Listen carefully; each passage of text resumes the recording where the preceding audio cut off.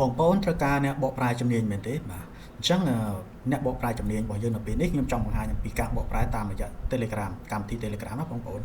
អញ្ចឹងបើសិនបងប្អូនមាន Telegram មានអ៊ីនធឺណិតអាចបកប្រែបានយ៉ាងងាយនៅក្នុងកិច្ចការងាររបស់បងប្អូនដំបូងដំណាក់កាលទី1បងប្អូនគាត់តែយើងចូលទៅលើ Telegram មកបាទតមកគាត់ដល់នៅក្នុងកន្លែងពាក្យ search ហ្នឹងបងប្អូនខាងលើគេពាក្យ search ហ្នឹងបងប្អូនវាយពាក្យថា translate មក T O A N S L A T E អូខេអញ្ចឹងគ្រាន់តែបងប្អូនវាយពាក្យ translate មកវានឹងបង្ហាញ function ជាច្រើនមកជាស្រ័យអញ្ចឹងមានfunction ជាច្រើនដែលយើងអាចមកបកប្រែហើយសម្រាប់យើងជាជនជាតិខ្មែរគឺយើងត្រូវការខ្ញុំបង្ហាញអំពីការបកប្រែទៅជាភាសាខ្មែរវិញអញ្ចឹងវាមានបង្ហាញពាក្យមួយលឿនទេគឺពាក្យខាងលើនេះគេដាក់ថា translate KH bot អញ្ចឹងបងប្អូនចុចលើវាមកបាទនៅពេលបងប្អូនចុចលើវាហើយវានឹងបង្ហាញទាំងនេះបាទទាំង translate KH ហ្នឹងអញ្ចឹងត្រង់កន្លែង write message ហ្នឹងបងប្អូនវាយមកវាយពាក្យភាសាដែលបងប្អូនត្រូវបកប្រែមក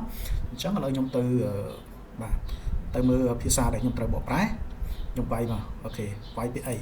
ឡូវខ្ញុំមាន copy ហើយអូខេឥឡូវខ្ញុំ copy នេះជាភាសាអង់គ្លេសអញ្ចឹងភាសាអង់គ្លេសអញ្ចឹងខ្ញុំចង់បកប្រែវាជាភាសាខ្មែរអញ្ចឹងនៅហ្នឹងវាដោយសារយើងយកពាក្យ translate KH ហើយអញ្ចឹងគឺវាទៅជាភាសាខ្មែរអូតូហើយអញ្ចឹងគាត់ឲ្យយើងចុចបញ្ជូនមកបាទអញ្ចឹងបងប្អូនឃើញទេលឿនណាស់ប្រែលឿនមែនតើអញ្ចឹងគឺនេះមិញខ្ញុំបញ្ជូនមិញណាបាទអញ្ចឹងវាប្រែឲ្យហើយសាកលវិទ្យាល័យសាធារណៈ Minnesota បាទអញ្ចឹង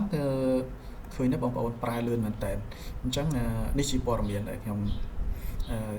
ផ្សព្វផ្សាយជូនបងប្អូនថាបងប្អូនបើមើលទៅគឺថាមានប្រយោជន៍អាចយកប្រើប្រាស់បានក្នុងកិច្ចការងារឬក៏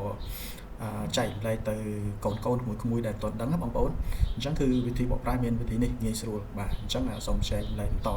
ដល់បងប្អូនខ្មែរយើងបាទដើម្បីសិក្សាពីភាសាបរទេសងាយៗបាទអញ្ចឹងអរគុណច្រើនបាទសូមជម្រាបលា